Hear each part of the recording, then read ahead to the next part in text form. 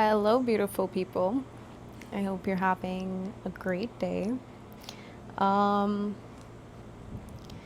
I realized I have a few new people on here, and I think a lot of y'all came from my recent videos, which have kind of been more aggressive than I usually am. Just warning.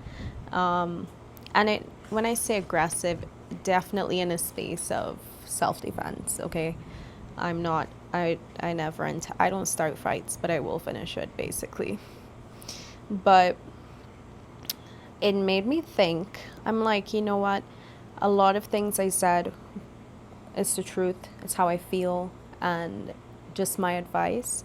But this video, I thought, you know what? Let's talk about how we can overcome insecurities, because it's easy in like when you're in a space of full contentment with yourself and self-love and deep-rooted self-confidence through uh, like years of spiritual work and I guess bowing to the grace of God and asking literally for healing and developing as a person. It's easier to speak from this point of view when I'm speaking about people and their insecurities being projected onto me. But the reality is we all have insecurities, or I don't think I have insecurities now, because I genuinely have reached a point of radical acceptance in my life, and that's reflected in all areas of my life. Especially this year, I feel like God has literally burned me through, like forged me in fire, and I feel like the remnants of what I felt still pulling on me energetically into like a lower space and lower energy. I genuinely feel like he's burnt off, and it's something I prayed for such a long time. So I don't think, like, I genuinely love where I'm at now, and this is not in a selfish way, this is in a self-love way. And I think we have to be, unapologetic when we speak about that, especially when you have spent so much time investing in growth in yourself. People don't see the nights behind closed doors where you're crying, where you're questioning everything about yourself, where you're not saying kind things to yourself, where you're judging yourself and your mistakes and your habits and naivety, all kinds of things. People don't see that. People don't see, you know especially as a woman, where you didn't feel attractive. You never felt like you were anyone's ideal pick. You didn't feel like you fit in with anyone. You didn't really have a friend group, whatever the case is. Like, people don't see the hardship. They don't see the building blocks, having to build yourself up every single day, deciding consciously to be a better person, to try more, and to be, I guess, to keep trying. People don't see the building blocks. They only see the foundation when it's laid. They only see the house when it's 3 stories high, and now it's impossible to ignore. But when you were on the foundation, building that foundation, nobody saw that. So it's so easy for people to attack the tower when it's already risen, when we're already the skyrise, when we're being seen. It's seen as a threat. But they don't see the foundational work that you put in. They don't. And that's why I'm very unapologetic with protecting my peace and protecting my self-esteem and my self-love and the way I carry myself. I'm unapologetic with it, because people didn't see when I did not love myself. People didn't see that. And if they did see it, they didn't care. And they don't have to, that's my story. It's my truth, So I say all that to say, everyone has insecurities at some point in their life. Your goal, I think, ideally, is that you get rid of them and you realize that you are so full, you're so worthy, you're everything and more, because that's how God made you. We're not mistakes. We may make mistakes. We may have traumas that make us act out of alignment. We may do things or say things that out of naivety or lack of experience, or because it's the best that we knew at that time. But God doesn't make mistakes, We're not mistakes. So the goal is to obviously be in a space, in a hot space, where you love yourself and you know this, and this is second nature to you. It's just your inner knowing, and it's muscle memory, But I realize I say a lot on my YouTube videos. Every time I say say a prayer. But yeah, my point is we all have insecurities or had insecurities at one point or another. It is our responsibility to acknowledge that, to realize, whoa, I have things, I feel like I'm not enough. I feel like I'm lacking. What is this? When this is it's so common, especially with social media. I found myself when I was in a low place with my mental health and my self-confidence. When I was on social media, I was getting triggered. I'm like, how is everyone else winning and not me? Like, what is going on? Why is everyone's life looking so perfect but mine? And then I felt a little bit of jealousy. I'm like, what is that feeling? You assess that right now, Ashay. Assess that. You're not going to be one of these trolls, one of these haters. Okay, sit down and analyze. And I had to sit down with myself and hold myself accountable. I'm like, jealousy is so ugly. That is not you. What is this? It's a spirit of jealousy. And I had to sit down and realize, whoa, okay, this is coming from a place of lack.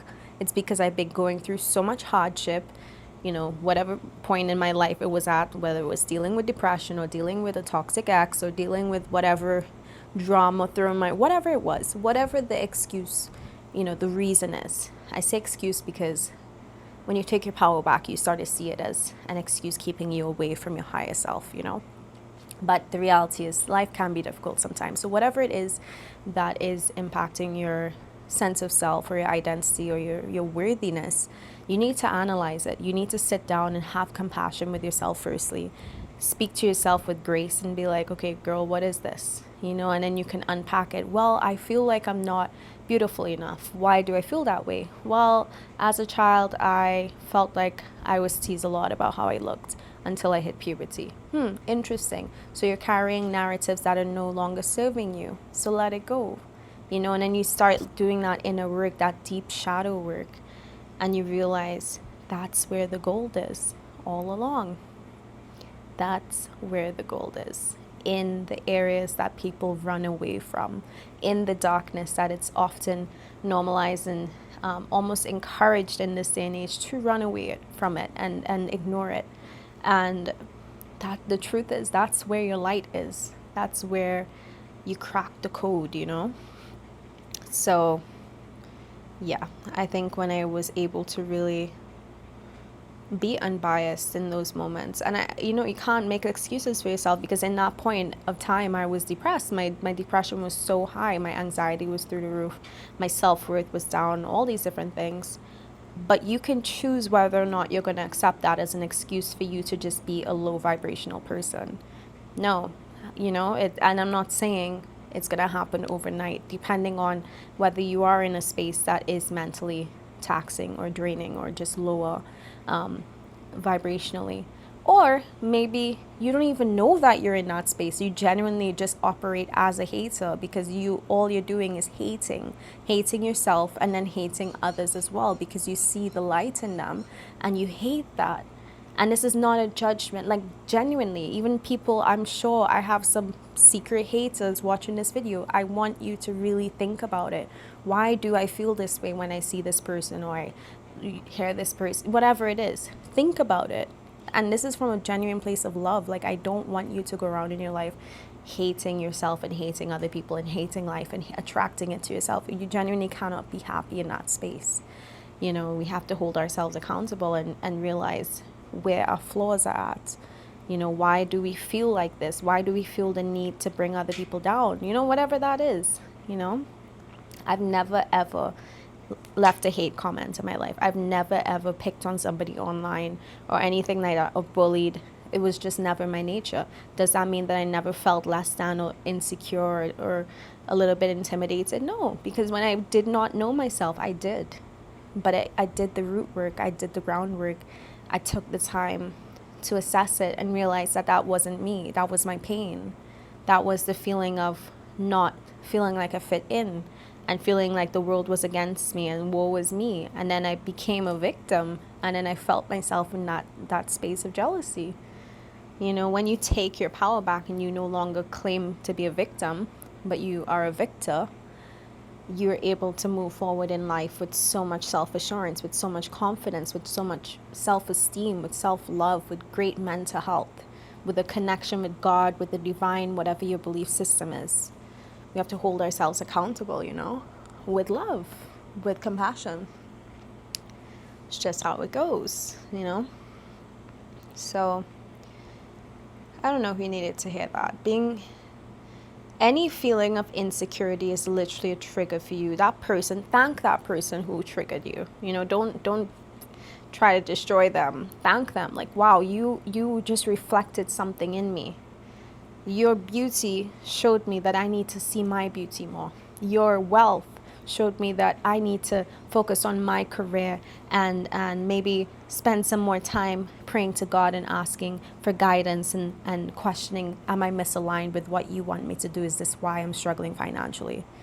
This person's sense of humor triggered you because you feel like you haven't been happy in life lately.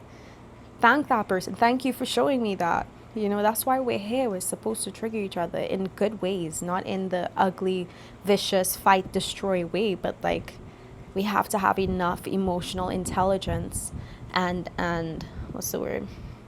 I was going to say dignity, but have enough discipline to really hold ourselves accountable and be the best selves that we know wholeheartedly we are, I can be.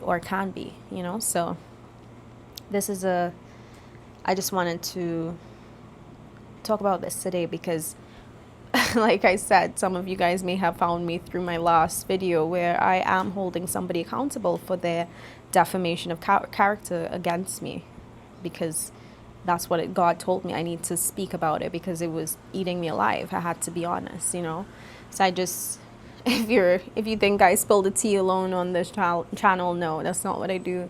I try to lead people, the best I can to themselves and to God, hopefully, So sometimes we have to give a little tough love to nudge them back in place, but it's all love. It's all love here. And I love you guys. Have a beautiful day. Just some thoughts I had today. And thanks for listening.